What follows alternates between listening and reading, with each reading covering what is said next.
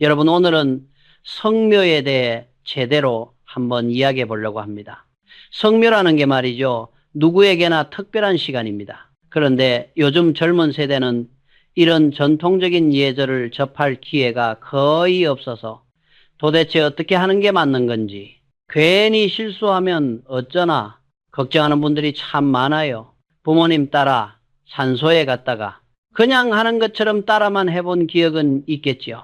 하지만 왜 그렇게 하는지, 무엇이 맞고 무엇은 하면 안 되는지 정확히 알고 있는 사람은 거의 없습니다. 그러다 보니 마음 한구석에서는 혹시 나도 모르게 조상님께 무례를 저지르고 있는 건 아닐까? 어디선가 들은 금기들을 어기고 있는 건 아닐까? 이런 불안감이 슬그머니 올라오곤 하지요. 저 정주영도 어린 시절 아무것도 몰라서 그저 아버지 뒤만 쫓아 산을 오르며 성묘를 배웠습니다. 가난했고 신발 밑창은 해지고 나무비는 손에 들고 한겨울 칼바람 속에서도 조상님 산소에 갔습니다. 그 길이 고되었지만 그때 배운 예절 하나, 마음가짐 하나가 훗날 제 인생의 뿌리가 되었지요.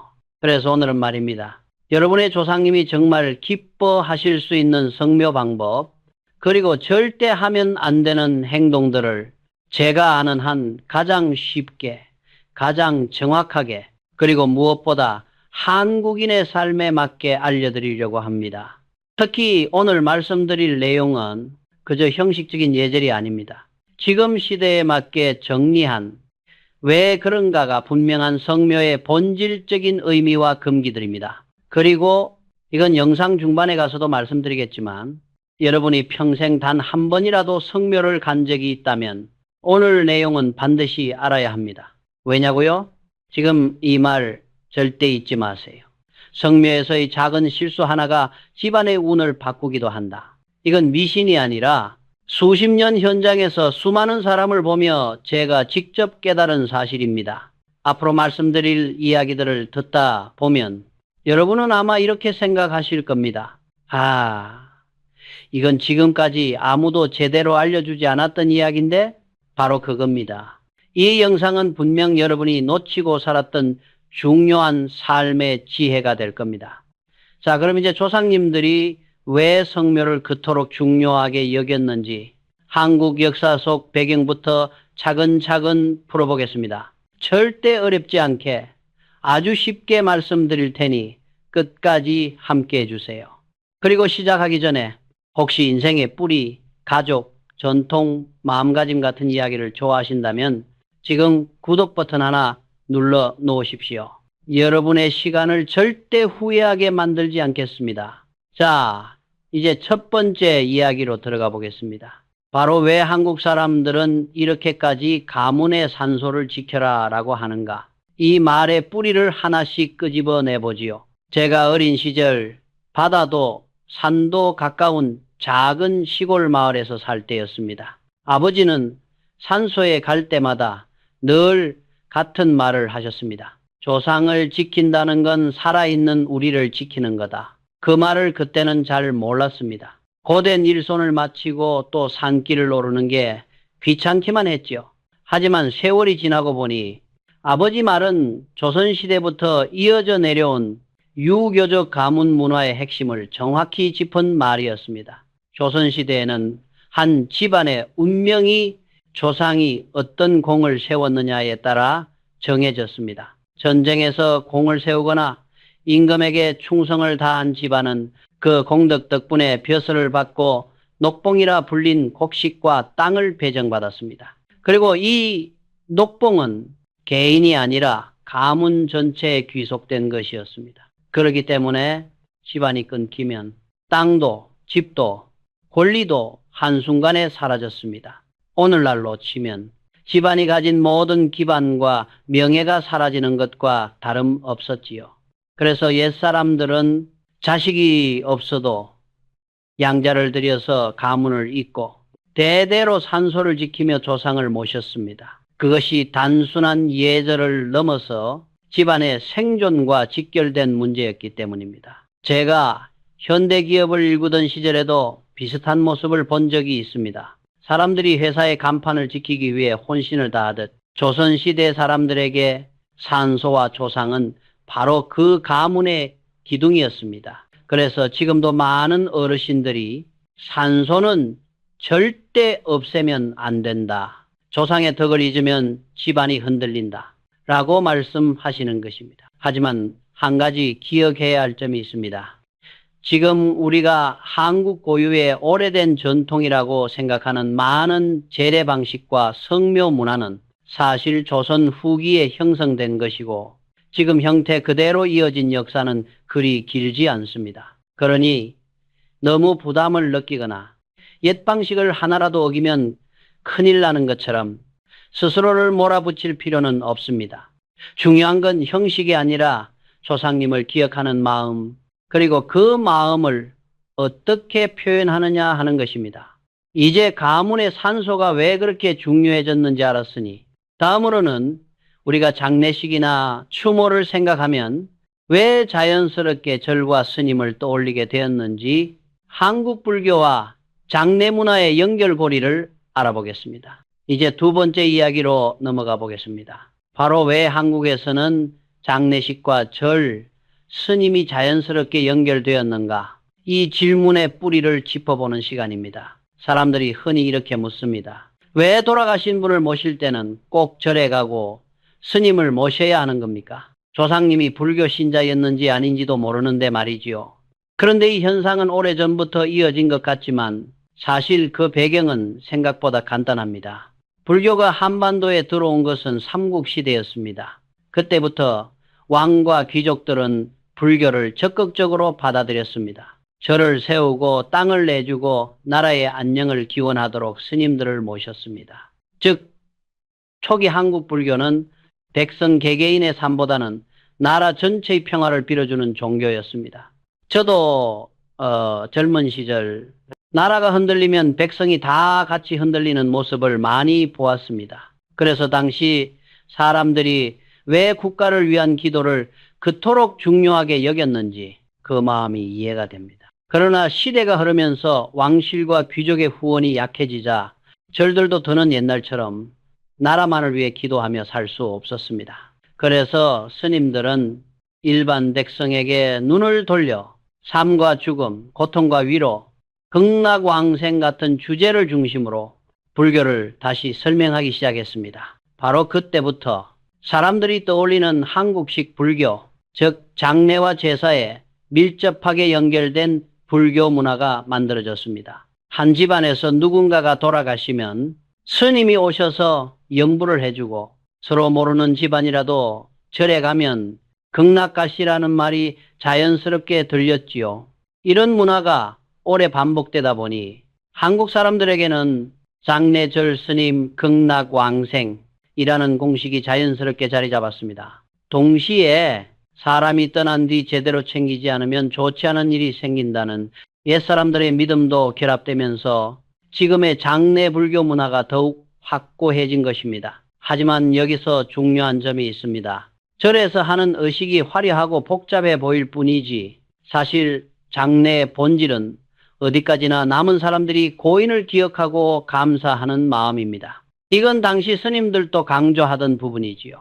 저는 오래전부터 이런 생각을 했습니다. 사람이 살아있을 때나 떠난 뒤나 결국 지켜야 할 건 형식이 아니라 마음이라는 것. 그리고 한국 불교 장례 문화는 그 마음을 표현하는 한 방식일 뿐이라는 것입니다. 자, 이제 장례와 불교의 연결까지 이해하셨으니 이제 다음으로 넘어가 보겠습니다. 많은 사람들이 가장 궁금해하는 부분이지요. 바로 성묘의 본질, 즉 격식보다 중요한 것이 무엇인지 알아보겠습니다. 자, 이제 세 번째 이야기로 들어가 보겠습니다. 바로 성묘의 본질, 즉 격식보다 더 중요한 것은 무엇인가 하는 문제입니다. 결혼식이나 장례 때처럼 성묘를 앞두고도 많은 분들이 가장 먼저 걱정하는 것이 있습니다. 혹시 내가 예절을 어기면 어떡하지? 처가나 시댁 어른들 앞에서 실수하면 안 되는데 이런 불안한 말입니다. 사실 저는 젊었을 때 처음으로 아내 집안 산소에 따라갔을 때를 잊지 못합니다. 그때는 기업을 세우기 전이었고 매일 일터에서 몸으로 부딪히며 살아가던 시절이라 성묘 예절에 대해 제대로 배워본 적이 없었습니다. 산길을 따라 올라가면서 괜히 나 때문에 집안 어른들께 폐를 끼치면 어떡하나 하는 마음이 계속 들더군요. 그런데 막상 어른들이 하시는 걸 곁에서 보고 나니 생각보다 훨씬 단순했습니다. 봉분을 정리하고 묵묵히 물 한 그릇 올리고 두 손 모아 감사 인사를 드리는 것, 딱 그뿐이었습니다. 저는 그 순간 아주 중요한 걸 깨달았습니다. 성묘의 본질은 조상을 떠올리고 그분이 주신 삶의 흐름을 마음속으로 감사하는 데 있고, 화려한 형식이나 절차는 그 마음을 표현하는 작은 도구일 뿐이라는 사실입니다. 원래 추모라는 것은 스님, 여러분이 와서 긴 의식을 치르는 것보다 남은 가족이 고인을 생각하고 고생도 많았고 고마웠다고 진심으로 한 번만 말하는 것이 훨씬 더 깊은 의미를 지닙니다. 그래서 저는 늘 이렇게 말합니다. 형식에 얽매여서 혹시 잘못하면 어쩌지라고 고민하느라 성묘를 미루거나 피하는 것보다 조상님을 뵙고 감사하러 간다는 마음이면 충분하다고요. 성묘는 형식보다 마음이 먼저입니다. 그리고 그 마음은 누구든지 어떤 상황에서도 가질 수 있는 것입니다. 이제 성묘의 본질을 이해하셨으니 다음은 사람들이 가장 자주 묻는 질문으로 넘어가겠습니다. 바로 성묘 때 어떤 옷차림이 맞는가? 이 부분을 자세히 풀어보겠습니다. 자, 이제 네 번째 이야기로 넘어가 보겠습니다.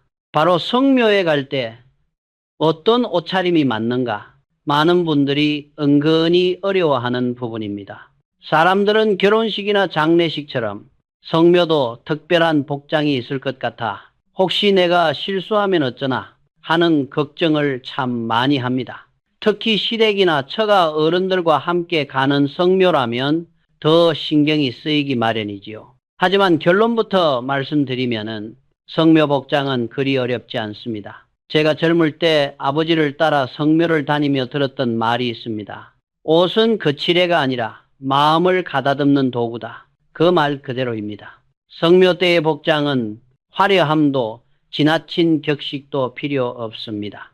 다만 조상님께 예의를 갖추고 함께 가는 사람들에게 민망하지 않을 정도의 단정하고 차분한 옷차림이면 충분합니다. 지나치게 눈에 띄는 색깔이나 무늬, 몸을 너무 드러내는 복장 혹은 지나치게 편한 일상복은 예부터 피하는 것이 좋다고 여겨져 왔습니다. 자칫 산소 앞에서 경솔한 인상을 줄 수 있기 때문이지요. 특히 우리나라의 묘역은 대부분 언덕이나 오르막, 계단이 많은 곳에 자리하고 있습니다. 그래서 굽이 높거나 불안정한 신발보다는 걷기 편하고 안정적인 신발이 훨씬 좋습니다. 여름철이라면 해를 피할 모자나 가벼운 겉옷 정도는 괜찮지만 향이 너무 강한 화장품이나 향수를 피하는 것은 뒤에 다시 말씀드릴 다른 이유와도 연결됩니다. 성묘는 어디까지나 조상님을 뵙고 마음을 다스리는 시간입니다. 복장 또한 그 마음을 방해하지 않고 돋보이게 하는 정도면 이미 충분한 예의를 갖춘 것입니다. 이제 옷차림을 정리했으니 다음으로 넘어가 보겠습니다. 성묘할 때 가장 기본이 되는 부분이면서 의외로 많은 분이 헷갈려하는 질문이지요. 바로 무엇을 준비해 가야 하는가? 재물 준비와 주의할 점을 자세히 알아보겠습니다. 자, 이제 다섯 번째 이야기로 넘어가 보겠습니다. 바로 성묘할 때 어떤 재물을 준비해야 하고 무엇을 주의해야 하는가? 많은 분들이 가장 헷갈려하는 부분입니다. 성묘를 가려면 묘소를 정리할 도구뿐 아니라 조상님께 올릴 제물도 챙겨야 하지요. 전통적으로는 향, 꽃, 물, 술, 그리고 고인이 좋아하던 음식이나 과일 등을 준비합니다. 저도 젊었을 때 부모님을 따라 산소를 다니며 배웠던 것이 있습니다. 조상님께 드릴 음식은 정성껏 준비하되 책임도 함께 가져가라. 그 말의 의미를 나중에서야 정확히 이해했습니다. 제물 중에서 가장 중요한 것은 올려놓은 음식은 반드시 다시 가져와야 한다는 점입니다. 이 부분은 지금도 많은 분들이 놓치고 계시지요. 음식이나 술, 과일 등을 산소에 그대로 두면 짐승이나 새가 파헤쳐서 묘소가 어지럽혀지고 날씨가 더운 날이면 음식이 상해 악취가 나는 일이 생기곤 합니다. 그러니 재물을 올려두었다면 잠시 조상님께 마음을 전한 뒤 책임지고 모두 회수하는 것이 예의입니다. 특히 캔으로 된 음료나 술은 겉보기엔 간편해 보이지만 캔바닥이 습기나 흙에 닿으면 금방 녹이 슬어 비석에 얼룩이 생기기도 합니다. 그래서 반드시 집으로 가지고 돌아와야 합니다. 꽃 역시 신중히 선택하는 것이 좋습니다. 가시가 너무 날카로운 꽃, 독성이 있는 꽃, 꽃가루가 지나치게 많이 떨어지는 꽃, 혹은 향이 지나치게 강한 꽃은 예부터 성묘에 적합하지 않다고 여겨졌습니다. 다만 요즘에는 고인이 생전에 좋아하던 꽃이라면 부담 갖지 않고 준비하는 분위기도 있습니다. 성묘는 조상님께 정성을 드리는 자리이니만큼 준비하는 모든 물건에 불필요한 욕심이나 과한 장식이 들어갈 필요는 없습니다. 깔끔하고 정성스럽게, 그리고 치운 뒤에도 묘소가 흐트러지지 않게 마무리하는 것이 무엇보다 중요합니다. 이제 재물 준비를 마쳤으니 다음으로 넘어가 볼까요?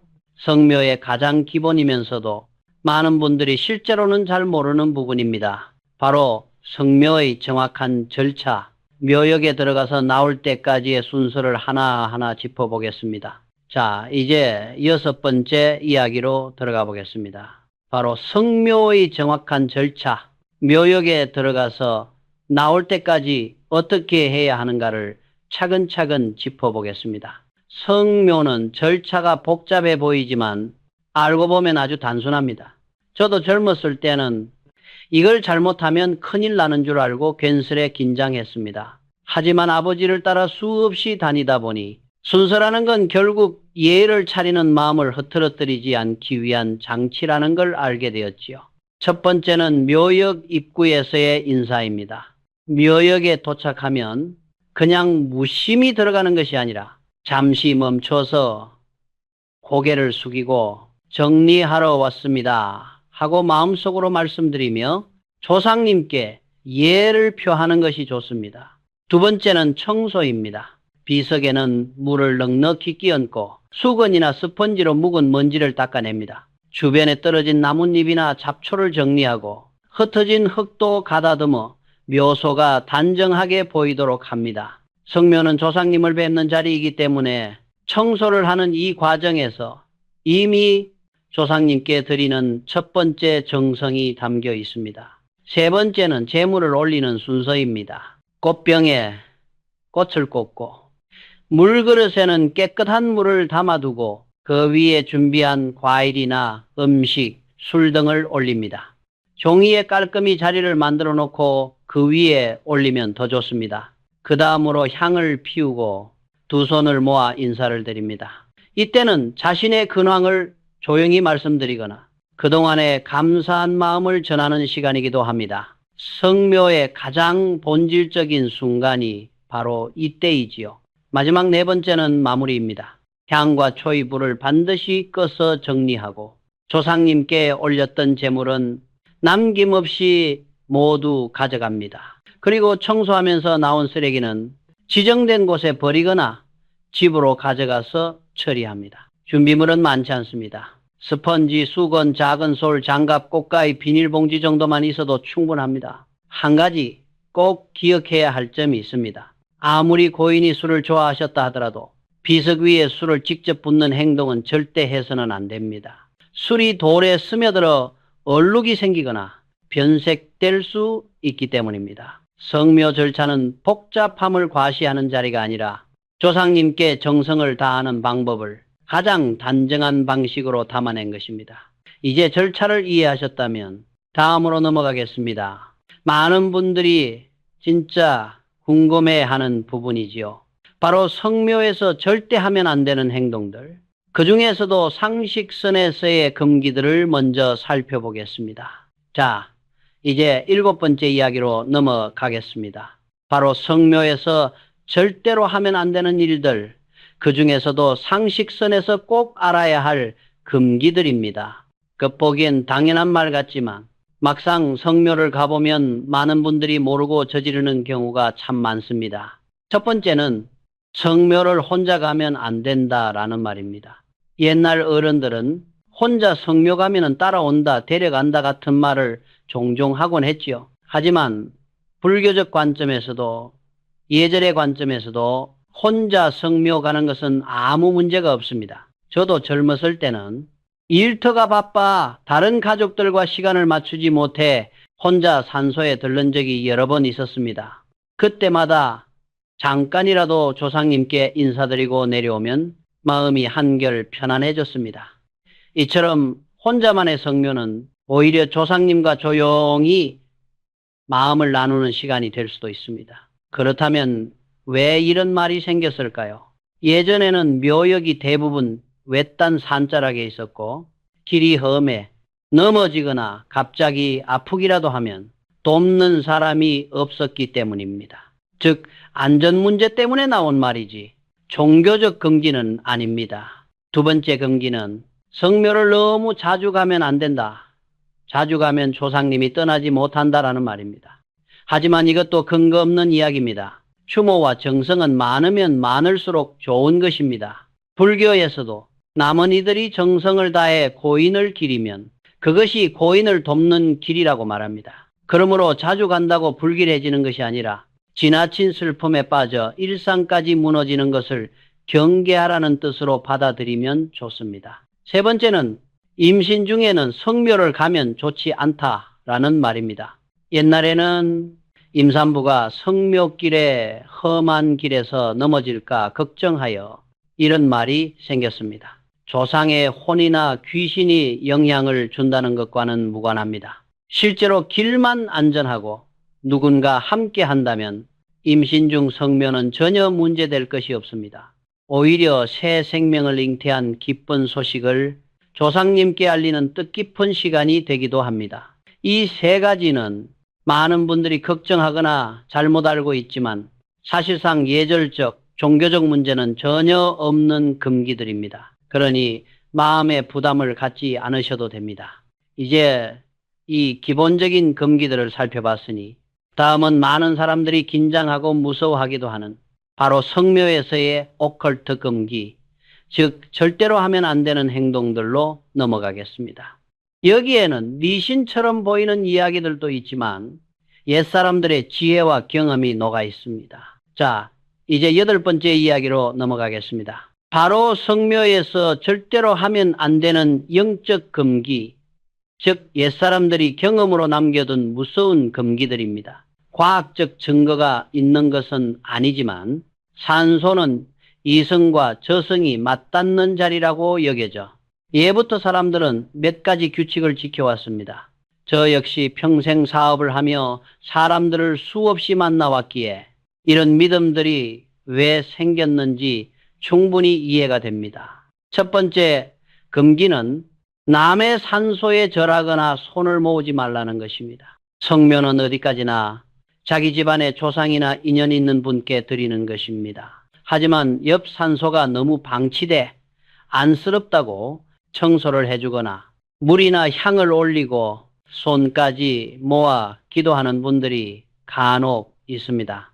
예로부터는 이것을 매우 위험한 일로 여겼습니다.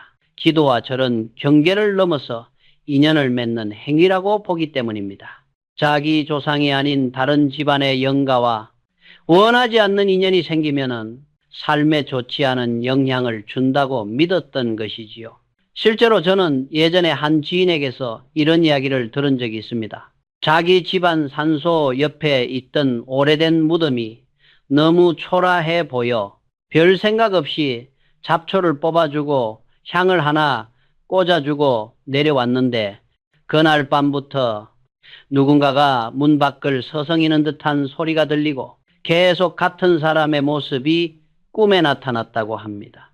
겁이 나서 절에 찾아가 사연을 말하니 그 무덤은 젊은 나이에 갑작스럽게 세상을 떠난 여인의 묘였고 찾아오는 사람이 없어 늘 외롭게 남아 있었다는 말을 들었다고 하지요. 둘째 금기는 묘역에 있는 돌이나 흙, 나뭇가지 같은 것을 집으로 가져오지 말라는 것입니다. 아이들은 예쁜 돌이나 곤충을 보면 주머니에 넣고 싶어 합니다. 하지만 묘역 안에 있는 것은 그 자리에 있어야 하는 것으로 여겨졌고 가져오면 탈이 난다고 믿었습니다. 옛 어른들은 산소의 기운을 건드려 집 안으로 들여오면 연속해서 좋지 않은 일이 생긴다고 했습니다. 물론 과학으로 설명할 수는 없지만 저 역시 살아오며 비슷한 이야기들을 여러 번 들었습니다. 세 번째 금기는 해가 완전히 지기 전, 즉 어두워진 뒤에는 성묘하지 말라는 것입니다. 옛날에는 가로등도 없었고 산속은 석양이 지면 금방 형체도 구별할 수 없었습니다. 그래서 해가 지기 직전의 시간은 보이는 것과 보이지 않는 것이 뒤섞이는 경계의 시각이라고 여겨 그 시간 이후엔 산소에 가지 않았습니다. 또한 산과들의 기운이 바뀌는 때라 해가 지면 영들의 활동이 시작된다는 믿음도 있었습니다. 지금도 어두운 산속을 생각해보면 옛어른들의 말이 괜히 나온 것은 아니라는 생각이 들지요. 네 번째 금기는 묘역에서 뛰지 말라는 것입니다. 아이들이 넓은 묘역을 놀이터처럼 뛰어다니는 경우가 많습니다. 하지만 무덤은 돌과 비석이 많아 넘어지면 크게 다칠 위험이 있습니다. 그리고 예로부터는 묘역에서 넘어져 피를 흘리면 흉하다고 여겼으며 수명이 깎인다는 말까지 있었습니다. 물론 이런 말은 실제 수명을 뜻한다기보다 그만큼 조심하라는 경고였을 것입니다. 다섯 번째 금기는 묘역을 나갈 때 누가 이름을 부르는 것 같아도 절대 돌아보지 말라는 것입니다. 성묘를 마치고 내려가는 길에 괜히 뒤가 당기는 듯 누군가 부르는 듯한 느낌이 올 때가 있습니다. 그럴 때 돌아보는 것은 자신이 의도치 않게 다른 영의 시선을 마주치거나 인연을 맺는 것으로 받아들였습니다. 우리 조상들은 이름은 혼과 직결된다고 여겼기 때문에 이름을 부르는 소리에 반응하면 영이 달라붙을 수 있다고 경고했습니다. 이 말은 현대인의 눈에는 미신처럼 보일 수 있지만 산소라는 공간이 가진 특성과 분위기를 생각하면 옛 사람들이 왜 이런 말을 남겼는지 이해할 수 있습니다. 여섯 번째 금기는 묘역에서 거울을 꺼내지 말라는 것입니다. 성묘를 하다 보면 땀을 닦고 옷 매무새를 고치고 싶은 마음이 들 때가 있습니다. 하지만 옛 사람들은 거울은 나쁜 기운을 비추거나 평소 보지 않아도 될 것까지 보여준다고 믿었습니다. 그래서 산소에서는 절대 꺼내지 않는 것이 좋다 했지요. 마지막 일곱 번째 금기는 강한 향기를 몸에 지니고 묘역에 가지 말라는 것입니다. 예로부터 향은 신이나 조상을 모시는 통로로 여겨졌습니다. 그래서 지나치게 강한 향은 원하지 않는 다른 영들까지 불러 모을 수 있다고 했습니다. 이것은 실제로 장례나 제례에서 향을 사용했던 이유와도 관련이 있습니다. 이렇게 보면 이러한 금기들은 단순히 사람을 겁주기 위한 말이 아니라 산소라는 공간을 조심스럽게 대하라는 옛사람들의 지혜가 담긴 규칙이라는 것을 알 수 있습니다. 이제 성묘의 금기까지 모두 알아보았으니 다음은 성묘를 자주 가지 못하는 분들을 위한 방법을 간단히 정리해 드리겠습니다. 자, 이제 아홉 번째 이야기로 들어가겠습니다. 바로 성묘를 자주 가지 못하는 분들을 위한 방법, 즉 멀리 있어도 몸이 불편해도 조상님께 예를 다하는 마음을 어떻게 지킬 수 있는가 하는 부분입니다. 요즘에는 고향과 떨어져 사는 분들이 많습니다. 산소가 멀리 있어 쉽게 가지 못하거나 몸이 편치 않아 산길을 오르내리기 어려운 경우도 있지요. 저 역시 젊은 시절 사업을 하며 전국을 떠돌다 보니 정해진 날에 꼭 산소를 찾는 것이 쉽지 않았습니다. 그때마다 아버지가 해주신 말씀이 있습니다. 멀리 있어도 마음은 닿는다. 성묘는 반드시 산소에 직접 가야만 성립되는 것이 아닙니다. 그 자리에 서서 두 손 모으면 물론 좋겠지만 여건이 안 될 때는 집에서라도 조용히 조상을 떠올리고 사진이나 유품 앞에서 마음을 전하면 그 또한 충분한 예가 됩니다. 조상님께 드리는 예는 형태가 아니라 진심이기 때문입니다. 산소가 있는 방향을 향해 잠시 고개를 숙여 인사를 드리는 것도 좋습니다. 이것은 옛사람들이 자주 하던 방식이었고 멀리 떠난 자식이 고향을 그리워하며 조상을 생각하는 마음을 가장 담백하게 표현하는 방법이기도 합니다. 또한 요즘에는 가족들이 시간이 맞지 않아 함께 성묘하지 못하거나 묘역이 너무 외진 곳에 있어 자주 손볼 수 없을 때 대신 묘를 정리해주는 사람에게 부탁하는 경우도 있습니다. 하지만 무엇보다 중요한 것은 묘를 방치하지 않는 것입니다. 정성을 담은 관리와 그리움을 잊지 않는 마음이 성묘의 본질입니다. 그리고 한 가지 더, 조상을 그리워하며 하는 기도나 감사의 마음은 꼭 산소 앞에서가 아니라도 언제든 이어질 수 있습니다. 밥상 앞에서도 하루를 정리하며 누워있을 때도 조상님 감사합니다라는 마음을 담아 두 손 모으는 것, 그 또한 깊은 예가 되는 것입니다. 이제 마지막 이야기로 넘어가겠습니다. 바로 오랜 세월 이어온 성묘 문화가 오늘날 우리에게 어떤 의미를 남기고 있는가, 그리고 우리가 어떤 마음으로 전통을 이어가야 하는가에 대한 마무리입니다. 자, 이제 마지막 10번째 이야기로 들어가겠습니다. 바로 전통은 변해도 조상을 향한 마음은 변하지 않는다는 결론입니다. 오늘 저는 여러분과 함께 성묘에서 절대로 해서는 안 되는 일들, 그리고 올바른 성묘 절차와 마음가짐까지 차근차근 살펴보았습니다. 예전에 비해 장례나 성묘의 모습이 많이 달라졌지요.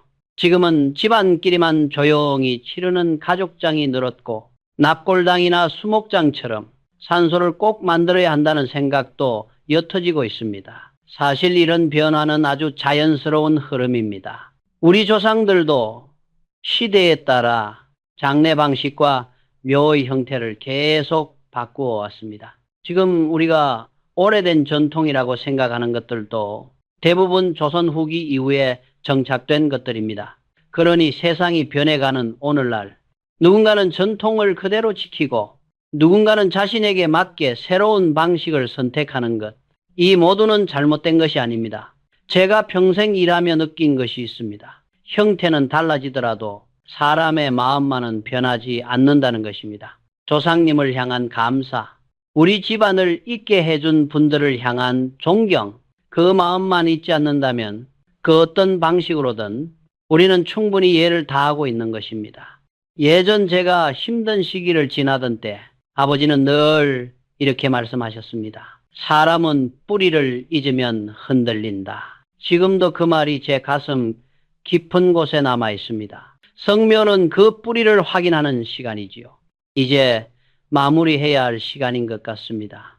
여기까지 함께 해주신 여러분 참 고맙습니다. 혹시 이 영상이 마음에 조금이라도 남았다면 댓글에 한 줄 적어 주십시오. 감사합니다. 이 말은 저에게 하는 것도 여러분에게 하는 것도 아닙니다. 여러분의 삶을 지켜준 모든 분들, 지금 이 순간 여러분을 숨쉬게 해준 존재에게 드리는 인사입니다. 그리고 이 이야기가 여러분의 마음에 닿았다면 다음 이야기를 놓치지 않도록 구독과 좋아요도 부탁드립니다. 언제라도 다시 찾아뵙겠습니다. 오늘 함께 해주셔서 진심으로 고맙습니다.